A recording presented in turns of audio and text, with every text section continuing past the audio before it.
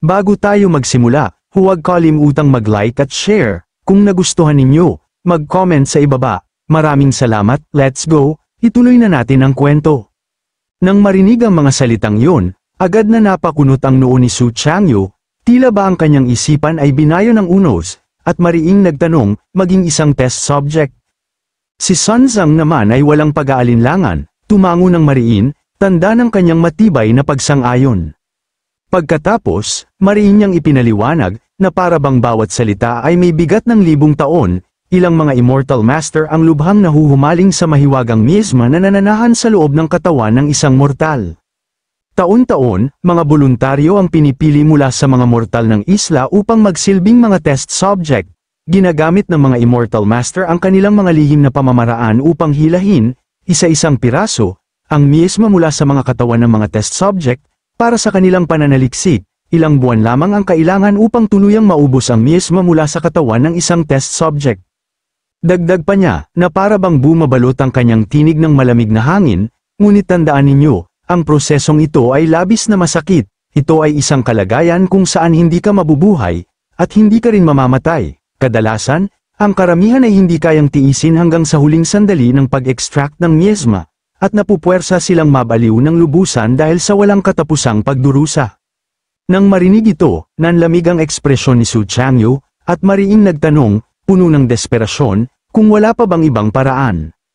Sun Zhang, walang bakas ng pag-aalinlangan, agad na sumagot, ayon sa mga sabi-sabi, ang mga direktang mortal na inapo ng mga immortal master ay maaaring umasa sa makalangit na materyales at makamundong kayamanan upang muling itayo ang kanilang mga katawan. Hindi lamang sila ligtas mula sa pagdurusa ng miasma, kundi maaari pa nilang mapabuti ang kanilang kahusayan sa cultivation, ngunit tandaan ninyo, ang mga ganitong pamamaraan ay lampas sa imahinasyon ng karaniwang tao, kahit ang ating Island Lord ng Liuli Island ay hindi nabibigyan ng ganoong pribilehiyo. Pagkatapos, napabuntong hininga si Su Zhang, sabay hampas ng kanyang ulo, at mariing sinabi, ito lamang ang alam ko, kung tunay ninyong nais na mag-cultivate, dapat ninyong pag-isipang mabuti sa mga darating na araw. Habang naglalakad siya sa harap ng grupo ni Su Changyu, patuloy niyang idinagdag, alam kong kayong lahat ay nakabalik mula sa Land of Exile matapos tiisin ang hindi mabilang na hirap, kayong lahat ay may pusong naglalagablab sa pagnanais para sa daw. Sino ba sa atin ang hindi nagsimula sa ganoong apoy?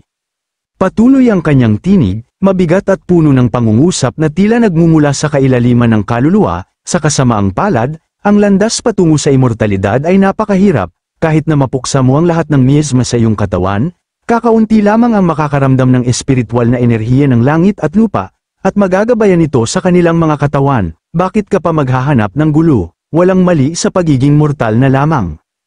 At bago siya tuluyang makalayo, mariing sinabi ni Sun Zhang, na para bang isang sumpa o paalala, sa halip na habulin ng masakit ang landas ng immortalidad, mas mabuting mag-enjoy sa buhay, ibuhos ang iyong mga pagnanasa, at mabuhay sa kasalukuyan. Sa puntong ito, makikita si Su Changyu na nanginginig, habang mahigpit na nakayukom ang kanyang kamao, bakas sa kanyang mukha ang matinding frustration, ang bigat ng damdamin, habang paulit-ulit na bumabalik sa kanyang isipan ang mga salitang binitiwan ni Sun Zhang. Makaraan ng ilang sandali, makikita si Li Fan na nakikipagtransaksyon sa isang tagapamahala, mariin niyang inilahad. Matapos umalis si Sun Zhang, ang grupo ay nagkawatak-watak, nagtanong-tanong ako, at natagpuan ko ang lugar para kumuha ng libreng pabahay, ipinakita ko ang aking spirit talisman, at pagkatapos ay inihatid ako ng isang gabay papunta sa residential area sa hilagang bahagi ng Liuli Island. Hindi mabilang na mga bahay ang Masonsin dito, karamihan sa mga ito ay may iisang silid lamang, ngunit sa kabutihang palad, lahat ay may maliliit na bakuran na napapaderan, kaya't hindi mukhang mumurahin. Dito, lumapit ang lalaking tagapamahala ng popahan, sabay abot ng susi kay Li Fan, at mariing nagwika, ika-6 na hanay, ika-7 bahay, ito na. Samantala, mariing inilahad ni Li Fan, matapos ibigay sa akin ang susi, agad ding umalis ang gabay, iniwan akong mag-isa. Pagpasok niya sa kanyang silid, mariin niyang winika, napakasimple ng silid na ito, isang kama lamang, ilang mesa at upuan, walang anumang palamuti. Ngunit agad niyang bulong sa sarili, hayaan na, kahit papaano ay nakahanap ako ng lugar na matahimik, nang walang gaanong gulo. Habang nakahiga sa kama, malalim ang kanyang buntong hininga, salamat sa mga taong yun mula sa departed realm. Dito, sumilay sa kanyang isipan ang anyo ni Su Changyu, at mariing nag-isip, sa kasamaang palad, bukod kay Su Changyu, tila ang grupong ito ay ganap na karaniwan, walang dedikasyon sa Dao, walang kakayahang makamit ang dakilang bagay. Ang pangunahing layunin ko ngayon ay alisin ang miasma mula sa aking katawan. Bagaman mahalaga ang mga pwesto sa body purifying spirit pool, hindi mabilang ang mga kayamanang nakuha ko mula sa loob ng Taiyan Arc. Ang pagsalakay sa isang pwesto ay hindi dapat maging napakahirap. Napahawak siya sa kanyang balbas, habang patuloy sa malalim na pag-iisip, ngunit ang kapinsalaan ay malinaw, masyadong kapansin-pansin, gaya ng kasabihan, huwag ipagmayabang ang iyong kayamanan, wala pa akong matibay na basehan dito, ang biglang pagpapakita ng labis na yaman ay tiyak na aakit ng mga mapang-akit na mata, kailangan kong planuhin ito ng maingat. Bigla siyang natigilan nang may kumatok sa kanyang pinto. Isang tunog na tila nagmula sa dilim, napalingon siya, mariing nagtanong, sino ang kumakatok? Mula sa likod ng pinto, mariing sumagot ang nilalang, ako yun. Sa sandaling yun, agad na tumayo si Li Fan, sabay bunot ng kanyang mga nakatagong espada at ang Taiyan Arc, habang mabigat ang bawat hakbang papunta sa pinto. Bahagyang binuksan ni Li Fan ang pinto, malamig ang kanyang tingin sa lalaking nakatayo sa labas. Walang pag-aalinlangan, hinawi ng matabang lalaki ang pinto at mariing wika, hindi ka isa sa amin mula sa departed realm, hindi ba? Ano? Mariing tanong ni Li Fan, nakakunot ang noo, puno ng pagtataka. Humarap ang matabang lalaki, seryoso ang tinig, sino ka, at ano ang iyong dahilan para pasukin ng palihim ang Liuli Island? Nang marinig ito, malamig na tinanong ni Li Fan, paano mo nalaman na hindi ako galing sa departed realm? Agad namang ipinaliwanag ng matabang lalaki, habang sumisilay sa kanyang alaala ang nakaraan, nang tayo ay mahulog sa tubig, nakita kitang biglang lumitaw mula sa kailaliman, noong una, akala ko'y ilusyon lamang. Pagkatapos, mariing itinuro ng matabang lalaki si Li Fan mula sa likod, at may kumpiyansang nagsabi, nang maglaon, matapos ang maingat na pagninilay, napagtanto kong wala ka sa aming grupo nang umalis kami sa departed realm. Agad namang sumagot si Li Fan, malamig ang ekspresyon, mukhang masigasig ka, at matalas ang isip. Kumpiyansang tugon ng matabang lalaki, syempre, bukod sa akin, walang ni isa sa mga tanggang yun ang nakapansin na may estrangherong pumasok ng palihim. Sa sandaling yun, unti-unting naglakad si Li Fan sa direksyon ng matabang lalaki, habang ito'y nakatalikod, mahigpit na hawak ang kanyang espada, mariin niyang tinanong, sigurado ka bang walang ibang nakapansin maliban sa iyo? Agad namang sumagot ang matabang lalaki, puno ng kayabangan, syempre naman, paano maihahambing ng mga gago ang master na ito? Ngunit bago pa niya matapos ang kanyang pangungusap, biglang sumiklab ang sandali, sinaksak siya ni Li Fan mula sa likod gamit ang kanyang punyal. Sa isang iglap, buong lakas na hinugot ni Li Fan ang punyal, dahilan upang mapasubasob ang matabang lalaki sa sahig, tuluyang mawala ng buhay. Sa sandaling yun, inilabas ni Li Fan ang kanyang Taihang Arc, nag-channel ng enerhiya upang buhayin ito, kasabay nito, mariin niyang winika, puno ng paghamak, tunay na walang kamuwang-muwang.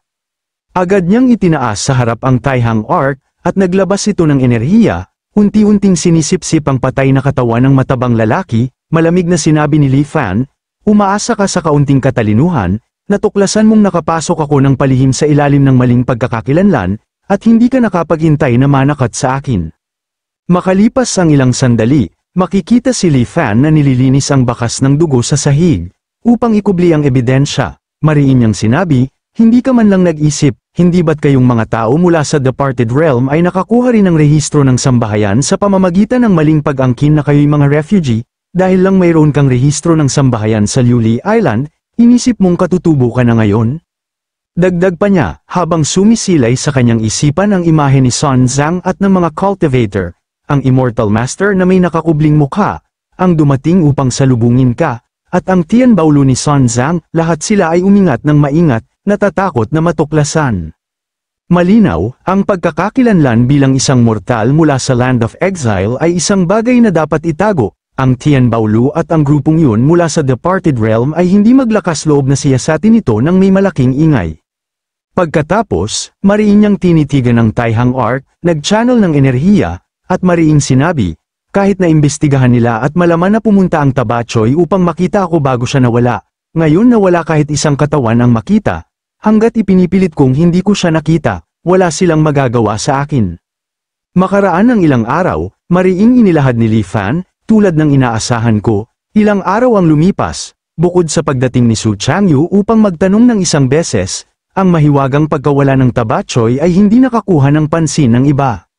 Sa mga nakaraang araw na ito, nagtatanong-tanong ako tungkol sa iba't ibang bagay sa isla, habang maingat na nagpaplano kung paano gagamitin ang makatwiran ang mga kayamanan mula sa Taiyan Arc. Unti-unti, nagkaroon na ako ng pangkalahatang pag-unawa sa Liuli Island na ito, kung saan ako naruroon ngayon. Ang rehiyon ng dagat na ito ay tinatawag na Congyan Sea. Ang Congyan Sea ay malawak at walang hangganan, may libu-libong mga isla na nakakalat dito. Ang Liuli Island ay matatagpuan sa timog gitnang bahagi ng Congyan Sea at ayon sa sukat ay nasa katamtaman. Ito ay pinangalan ng Liuli Island dahil ang nakapaligid na tubig ay mayaman sa isang uri ng masarap, malamang isda na tinatawag na Liuli fish.